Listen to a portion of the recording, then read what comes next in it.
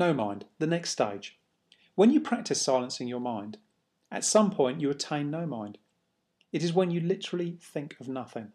No thoughts of any kind. The Zen people call this satori, but that's far too clever for me, so I'll just stick with no mind. This does not mean you are asleep. No, you are just fully present, fully alert and fully aware.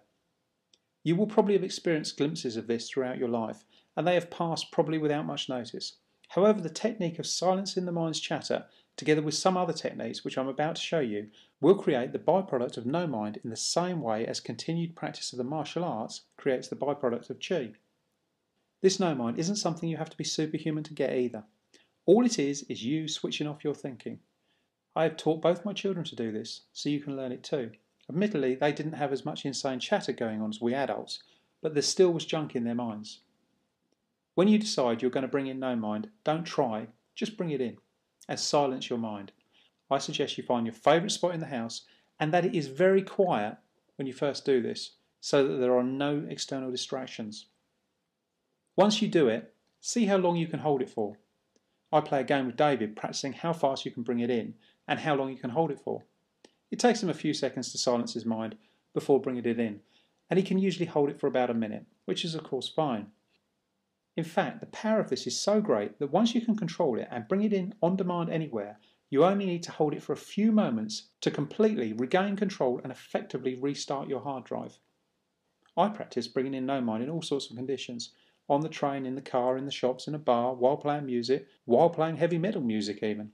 I kept practicing, and in the end there was no place that I could not still my mind in an instant. Now I haven't kept this up to that level, as I just don't need that level, but I trained hard enough that I could actually do it. No mind will just happen when you are ready.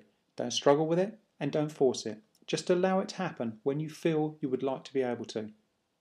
I suggest you keep returning to this chapter, as if you get this and can turn it on whenever you want to, then you cannot not notice the immediate change in your reality. This hidden obstacle will never be invisible again.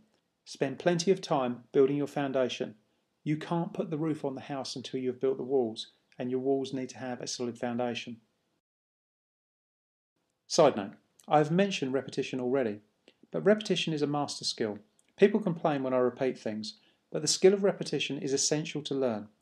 It is a skill you think you already know, but if you do not have the life you desire, then it is a skill your little saboteur has you convinced you know, but you do not know.